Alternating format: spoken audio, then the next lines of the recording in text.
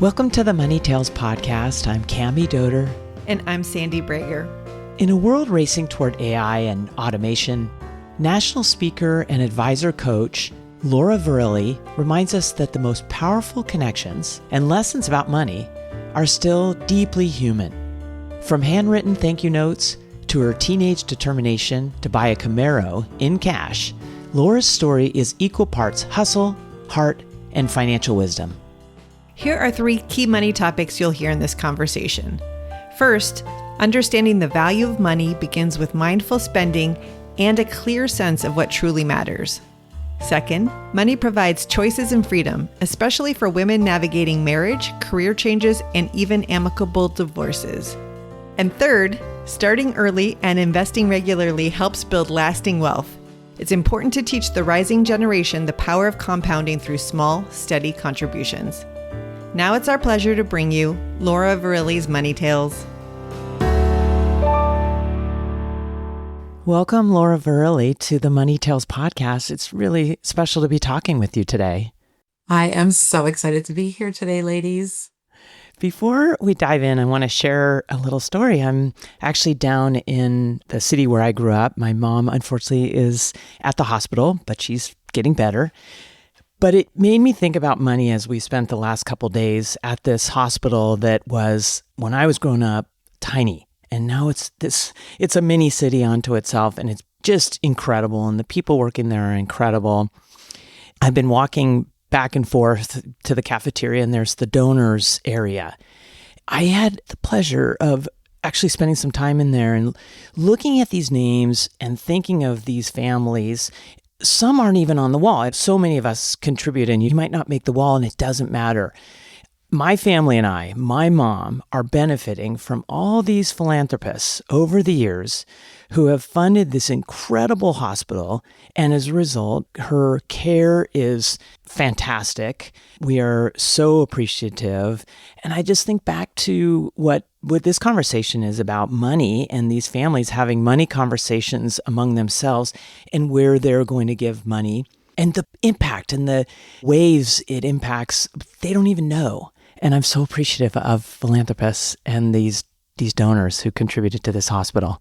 Cami, as you know, because you texted this to me earlier today, I mentioned that some of our clients are donors of that hospital, and you were so kind to take a picture of the wall with their name on it, which I'm excited to share with them, because I've been on the other side of the conversation of how can we best make a philanthropic gift to this hospital and help the community in a very effective way that is aligned with the client's values. So I feel like this is a little bit of a full circle moment, and I'm so glad that your mom is getting really good care, and I hope that she'll recover quickly and be okay. Thank you. She is. She's on the road to recovery, so we're really appreciative of that. No, it is full circle, and I kind of tingled myself, Sandy, as I'm looking at these names that I do know, and then to sit there and receive the benefit. So anyway, well, over to you, Laura. Would you briefly introduce yourself and share a couple pivotal moments that really impacted who you are today? Sure, absolutely. So again, I'm Laura Virili, and today I'm a national speaker, coach, and consultant to financial advisors in terms of growth. If they're looking to grow their practice, they turn to me. So I share everything from your presence online to then taking it offline. And what does that offline experience look like? Today, it really looks like events all the way through to a handwritten note. So I'm thinking, as you're sharing this wall, wouldn't it be great to recognize a few of those names in terms of a handwritten note, and they receive it in the mail to say, thank you so much for your donation. My mom was in the care of this hospital, and she received just the best of the best. What a beautiful idea. Isn't that a great idea? Mm-hmm. So I'm always trying to think of ways to keep us human as advisors and just keep us human as we're in this AI-driven world. And it's amazing where we're going, right? And it's kind of scary at the same time, but we have to embrace AI, but we all still have to remember that we're human and we want that human connection. I would say, let's get back to the basics. In terms of some pivotal moments in my childhood, I would say, is the fact that I grew up, I would say, middle class, My parents always made us feel like we were upper middle class because of the way she managed the finances.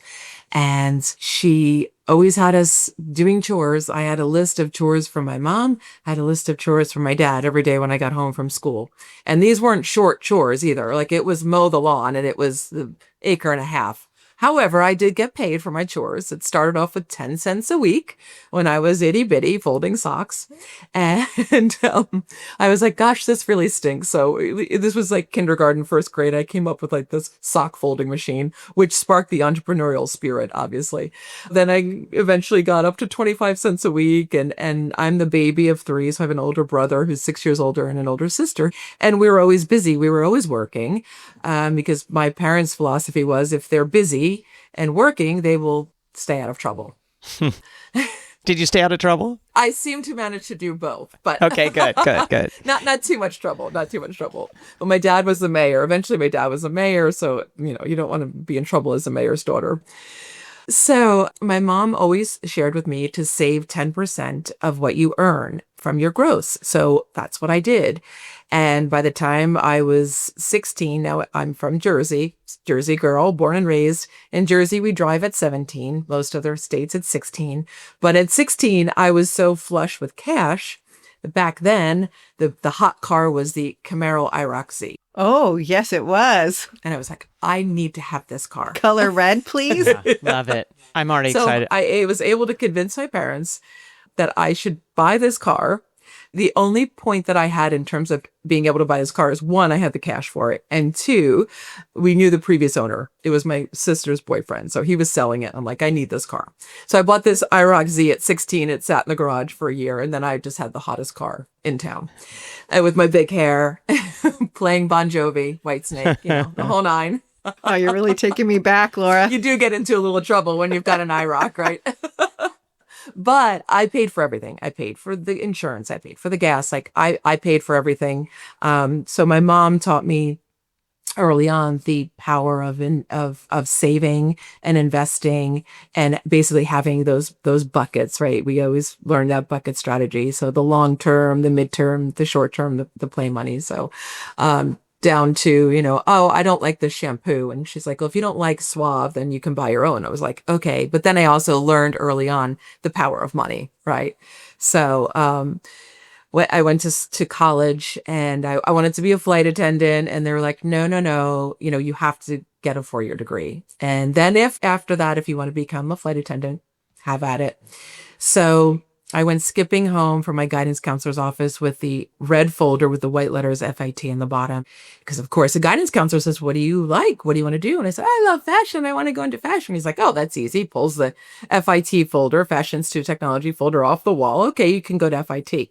Go skipping home. I sit down across the table from my dad and I said, I'm going to go to FIT. And he spun it around in a 180 and he pushed it back and he said, you're going to college. You're not going to FIT. So I listened. I was in accounting and typing at the time because my brother was already in college. And he said, make sure you take accounting and typing. You'll be that much further down the continuum when you go to college. So I went to this antiquated computer and I was like, okay, if I can't do what I love, I will make the money to buy what I love. Because I figured out with this antiquated computer in the guidance counselor's office that being an accountant, I could have a pretty good career. That's a very far cry from Fashion Institute. But I figured, hey, I could make the money and then buy what I want. I see you. It's still a very big difference. Very big diff. So I told my guidance counselor, I'm like, I'm going to be an accountant. He's like, I don't think so. And I was like, nope, watch me. So I went to our family accountant. He said, you need to go to Rider University in New Jersey. That's a great business school for accounting. I went, I graduated. I got my degree in accounting. I started at Merrill Lynch as a mutual fund accountant.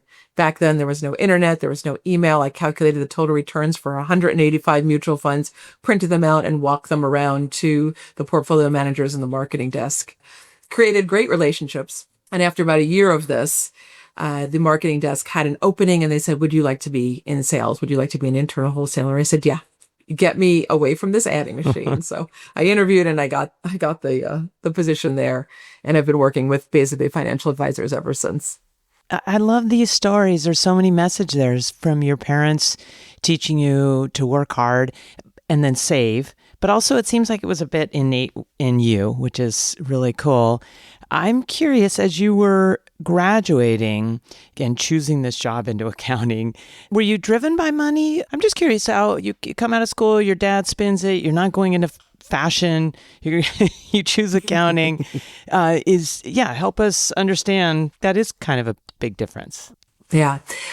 So the long and the short is yes, driven by money because I like fashion and nice fashionable things are very expensive. So I'm not necessarily driven by money, but I'm driven by what money can buy, right? There you go. And by what the options money gives you. So, I don't have to use the Suave shampoo. I can buy a Gree, back in the day when I didn't wanted to use the Suave shampoo that my mom was buying for, 99 cents. I realized early on, okay, money essentially is power and it gives you those options. I had the best car in high school. I realized that early on, just driven by, I would say, I think it's just your DNA, right? It's how you're wired. I'm wired to be productive. So everyone's working and I'm like, okay. And I go to work with my sister who's picking tomatoes. Remember, Jersey's a garden state. She's picking tomatoes in a field for 50 cents a basket. I'm like, ooh, I'll go work with her and, earn 50 cents a basket instead of sitting around watching soap operas. So you're motivated by money, and especially as a younger person. And I'm wondering, Laura, because you mentioned the dynamic between power and money. Do you think of money as power today? I do. I really do. Because again, it gives you options, especially as a female. And as we look at the divorce rate, the graying divorce, it's like, okay, money does give you options. If you are not in a marriage that you're happy with, and we've got longevity where the most centenarians are women, it gives you that option. If you're not in a happy marriage, well, I have a career and I have money, I can leave an unhappy marriage. It gives you those choices and those options. I think that's a really important point that I just want to highlight. We talked about this in a recent episode about how there's so much emphasis today in our culture on marriage and the importance of having money conversations with your partner for those very reasons. You want to be able to make sure that you can take care of yourself, which makes me wonder about your experience when you were ready to get married and have a family. How did money come together in that paradigm for you? Yeah. So my parents gave me X amount of dollars to spend on the wedding. And I was like, okay, we can have a nice wedding. It doesn't need to be over the top. And we found a great venue. You actually had to source your own alcohol. I'm like, okay, great. Because again, I grew up, my mom was frugal and cost conscious. We shopped at Marshall's, but you could find great finds at Marshall's back in the day. Yeah. My first Gucci purse was from Marshall's, actually. Nice. I wish I still had it. It was so cool. It was bright yellow. I still have the dust bag that it came in. I carry all my dongles in it when I go on the road. It was a matter of, we have X amount from my parents, but let's not go into debt over this wedding. And beautiful ceremony, great honeymoon, and both had great jobs at Merrill Lynch. So it was an easy, I would say, conversation to have because both, at least now my ex-husband, but we both were in the money business. So those were very easy conversations to have around what makes sense, what doesn't. It was the roaring 90s. It was the .com era. You did talk about money, which is great. It is interesting. A lot of times, what's the saying? The cobbler's kids wear no shoes. So sometimes when you're in the industry, there's assumptions. Oh, maybe we don't even need to talk about it. But you actually found it easy to talk with your husband, your ex-husband now, about money? Yeah, absolutely. Why do you think that is? Yeah, I think because we were both at Merrill Lynch and it was a time that things were just going crazy. I mean, I was working at Two World Trade Center at Morgan Stanley. A lot of traders were on the train that I was on. They had hats, it said Dow 10,000. There was a conversation around stocks every single day because the market was going insane. It was the tech era. When we got together, I didn't have any student loan debt, but my now ex-husband had student loan debt. I'm like, okay, this is silly. Like, let's get this paid off. I hate car payments. remember I bought the IROC for cash. I was like, okay, you've got a car payment. Let's get rid of that. Like those are just silly ways to waste money. Really, we just sat down and looked at what was outstanding and how could we whittle that down? And then how can we really start saving? And what did that look like? I was probably more or less the driver of those conversations because my mom was the one that ran all the finances for the household. So I probably naturally stepped into that role because of her taking those reins early on in her marriage with my dad. Laura, at the end of your marriage, tell us about the money aspects of that for you. World's cheapest divorce, I'll tell you that. So Congratulations. Thank you. Yeah, Thank congrats. you. It was amicable. That's not easy to manage. It's true. It's true. It was amicable. We're still friends to this day. We have 2 children. I said to him, listen, we're going to go our separate ways. We can either keep the money in the family or we can pay attorneys. So I said, I can do all the legwork for the divorce. And he said, okay, great. I said, you keep your 401k. I'll keep mine. We'll split the house. We'll just split the assets where it makes sense. And I think I went on LegalZoom and I just drafted everything. Like I said, world's cheapest divorce. I'm like, it's in the family or it's in attorneys' pockets. And we all know that the attorneys want you to start arguing and ramp up the fees, so on and so forth. So, and I'm sure that helped a lot in the way that you guys handled things, right? Because it sounds like there was still friendship and trust there. Correct. Which I think are really key ingredients to having those productive money conversations in the context of a divorce. That's right. That's right. I mean, I think what ends up happening is, I mean, now obviously every single divorce is different and unique, but I think there's obviously a common thread that's there. And I just think some people, both sides, there's emotion involved. And when there's a lot of emotion, you don't see straight. And it's like you almost have to take a step back. But sometimes it's just very difficult. I'd say each divorce is situational in terms of how it plays out. But if you can remain calm, cool, and collected, then you both end up better for it, right? And then the kids end up better for it. I think it's important to point that out, and I appreciate you saying it. Of course it's hard, and other factors can be contributing, but understanding that emotion does drive the results in a lot of it. I'd love to know, you come from a background that's very, large corporation, investment bank, stability. When did you start your own business, and what were your money conversations with yourself about starting that business? You're exactly right. Large corporation, you've got that, I'll say, safety net, right? I started my own business, speaking, coaching, and consulting in 2013. So I had left Merrill and I said, okay, I've gleaned so much knowledge working with these financial advisors for so long. I'm going to take the show on the road. And at the time I was married, so my husband was at Merrill, so we had that safety net. And for me, again, because I've got that entrepreneurial spirit and background, it was easy for me to make that transition because it just felt very liberating. I was like, oh my God, I can do this and I can do this and I can do this. And it was so energizing to be able to say, I can basically do whatever I want. I don't have to run everything through compliance or through a manager or up the corporate chain. So it was fantastic. So at the time I had many clients. Allianz was one of them. And they basically said, hey, we love you. We don't want to share you. We'd love for you to sell annuities in Dallas. That's how I ended up in Dallas. And wholesaling was always on my list of things I wanted to do. I said, okay, did the proverbial T chart. And I said, this will completely round out my background in terms of being in the financial services because I've been in communications, training, obviously accounting, marketing, but never that direct sales. So I said, okay, now I can roll up my sleeves and I can go out and I can sell direct. So I'll have that sales component. Picked up, moved the family to Dallas. 9 months later, COVID hit, which was not so fun. But I was in Texas. COVID did exist, but it didn't. They kind of make up their own rules. COVID light. It was COVID light. Great way to frame it. It was COVID light.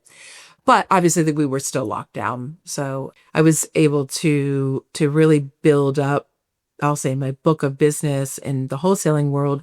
Because I was coaching advisors before, I just started coaching them via Zoom. And I started off saying, I'll be your guinea pig. I will teach you how to use Zoom, WebEx, Teams, whatever your firm has approved, because most advisors had never even turned on the camera.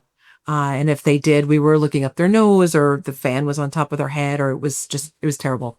So I coached them on how to use Zoom. I said, I don't care if your clients don't turn on their camera, but you need to turn on your camera. We're in a very unsettled time. We don't know what's happening.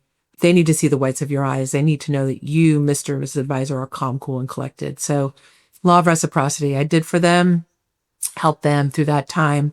And then, of course, they started looking at my product offering at Allianz, and then my sales took off and never stopped. So, but then when I left a second time corporate, I was now divorced. So it was a much different step back into that entrepreneurial role, where I really had to look at, okay, can I do this?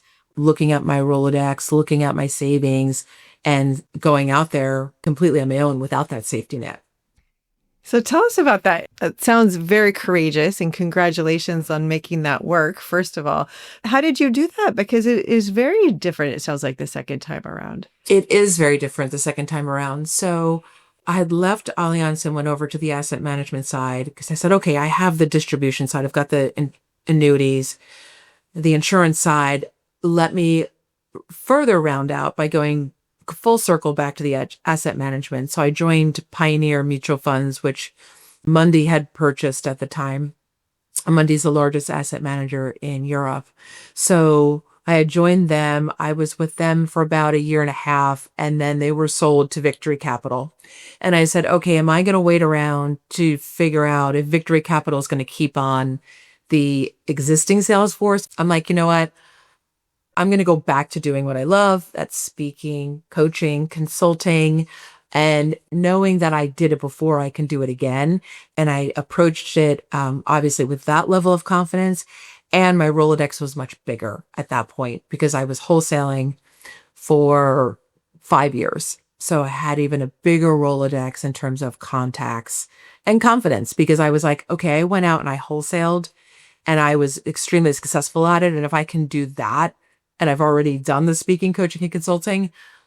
And oh, by the way, I kept I kept those lights on through OBA, outside business activity, of speaking and coaching. I didn't really do it with Allianz or Amundi at the time, but if a couple of engagements came up here and there, I'd run it by them. Hey, can I speak at this conference or whatnot? So I did keep the lights on. So it was easy to make that transition back in. But yes, it was a very courageous move. To say the least. So it's, there's a lot of things. You're both entrepreneurs. You know what goes into it on a daily basis. Yeah. It's the roller coaster for sure. It's, oh my God, I'm hashtag winning. And then the other days it's like, oh my gosh, this is nuts. Tell us about your relationship with money today, and where you sit in your entrepreneurial role as a mom, as a leader. How do you think about money, and where does it hit you in your body? So as an entrepreneur, obviously you look at things differently. So it's not like I'm like, oh, you know what? That's a cute new whatever jacket. Let me just buy that, right? It's now, okay, let me pause on that jacket, because I have a bunch of jackets. Remember, it goes back to the fashion. I can wear those again for a year. I don't need a brandy new one. And I try to dollar cost average my way through my wardrobes anyway. I love that. Oh my God. I've never heard Financial that. concepts to the wardrobe. Fantastic. Absolutely. I DCA all day long. Big consignment shopper.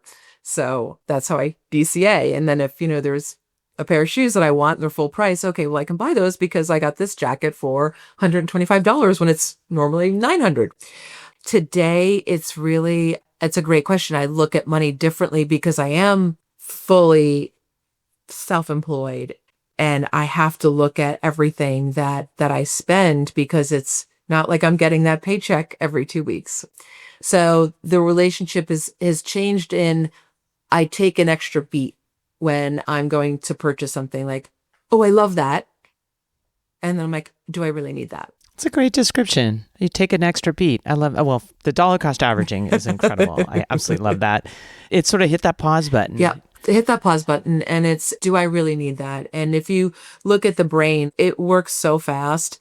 And that's why there's a lot of buyer's remorse, because most people will be like, oh my gosh, I love that. I love that. Again, it's that emotion, especially women. I love it. I love that. They buy it, they get home and they're like, oh my gosh, why did I buy this? And you've got the buyer's remorse. So it's really a matter of taking that beat and, do I really need this? Oh, I have probably 25 jackets. I don't need a new jacket, right? Like I was looking online the video, I'm like, oh my God, I love that jacket. I'm like, no, you don't need that. So that's the relationship with money today. And furthermore, my kids have to pay for things. They have to pay for their cars, right? I bought my daughter her car, but she's paying me back. Car payments due, it's the first of the month. And she's like, oh, okay, I'll get to you. I'm like, no, I charge interest that compounds daily, because I want her to know the effects of money and responsibility and what interest is and compound interest, so on and so forth. So yeah, my kids, they always have skin in the game, and they have to contribute to their lifestyle as well. I love that, Laura, because you're really creating a legacy from the way that your mother taught you to always save some money, to work hard for the things that you want, to plan ahead. It's really lovely that you're continuing that on. Yeah, thank you. Laura, tell us, what's your next money conversation going to be, and who's it going to be with? It will be with my daughter. So she's 21 and she's in college. She's a double major, psychology and business. And finally, I was like, well, aren't you interested in business? But when I was wholesaling, I would bring her along because I did a lot of events. I wanted to immerse her in the world of business to the point she's like, this is actually interesting. Because I'm like, if you're going to be a therapist, you're going to be running your own business. So you have to know the fundamentals. But she's like, I'm not really interested. So I brought her along to as many events as I could, and she sparked her interest. So she's like, you know what? I think I'm going to be a double major in business and psychology. I'm like, great idea. So she's a double major. However, again, she's got car payments to the bank of mom. So she is a bartender on the weekends, and she makes great money. It's all cash. She's, I have all this cash, but she goes to Target. What does Target do? You walk in, you've got the dollar spot. You're now starting in spend mode. Oh, I like this. I like that. So I'm like, okay, no, we're not doing that. So I'm now teaching her, and we are going to set up an account to invest. Again, she's got her little envelope of her savings of her 10%, but she's got her envelope. I'm like, okay, we're now going to go to the bank and we're going to open up an investment account, and we're going to look at XLG. It's an ETF of the top 50 stocks in the S&P 500. I'm like, you don't need all 500. Let's just do the top 50. So I'm teaching her about the markets, about ETFs, mutual funds, stocks, bonds, because we all know this. We're not taught about financial literacy in high school, in college. It's electives. I think some states are now starting to institute it. I also saw this study out of MIT Age Lab. Out of the top 17 editorial magazines, around 2,000 pages of content. This is female magazines, women magazines. There's only 5 pages on finance. That's less than 1%. Oh my gosh. Isn't that terrible? It's depressing. Terrible. So my next conversation, and I started it when I was looking through the questions for the podcast, I was like, oh, your next money conversation. I'm like, okay, that needs to be with my daughter, and we need to set this up because she can't just have this cash sitting in her drawer. And she needs to learn about the importance of investing and starting young. And I'm sure you both know this, the difference of starting at like 21 and 25, just saving $100. Because I said, all I need from you is $25 a week, in addition to your car payment. All I need from you is $25 a week. But she got a Tesla because that is an investment. So I'm teaching her about that too. We looked at that when she was buying her car. And if you bought a Tesla versus like the cheapest, like I think it was a Toyota, over time, how it flushes out is you're so much further. The value of a Tesla is so much greater than the cheapest Toyota. Such an important conversation that you're having with your daughter, because what I'm hearing is it's not just about savings. It's the importance of investing. And I'm curious, of those 5 pages, how much is allocated towards investing versus savings. And it's so important. And let's just keep talking about this so others talk about investing. Well, and I'm sure that you both know this. We could look it up. But if you start saving $100 a month at age 21 versus start saving it at age 25, the difference is millions when you're like 45. Yeah, compounding is The real. compounding is real. So that's what I'm trying to get across to her, as well as her friends. And every time I travel, if I'm at a Marriott or whatnot, I'm like, max out your 401k, max it out.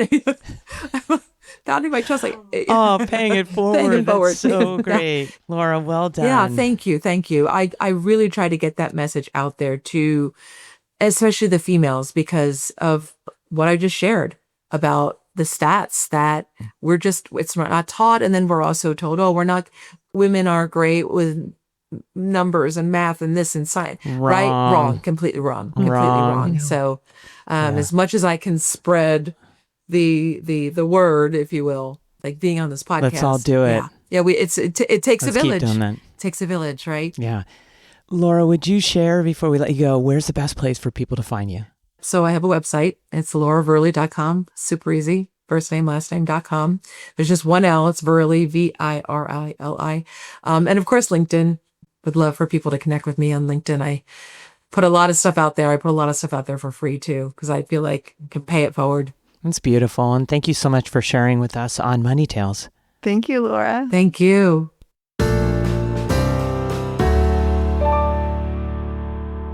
Thanks for listening to the Money Tales podcast. If you've enjoyed this episode, share it with someone you think would benefit from listening. And leave us a review on your favorite podcasting platform. Your ratings and reviews help more people find our podcast. If you're inspired to gain clarity and peace of mind about financial matters, don't hesitate to reach out to our team at Aspiriant. Go to aspiriant.com/start a dialogue. Or you can email Sandy and me at podcasts@aspiriant.com. See you next time.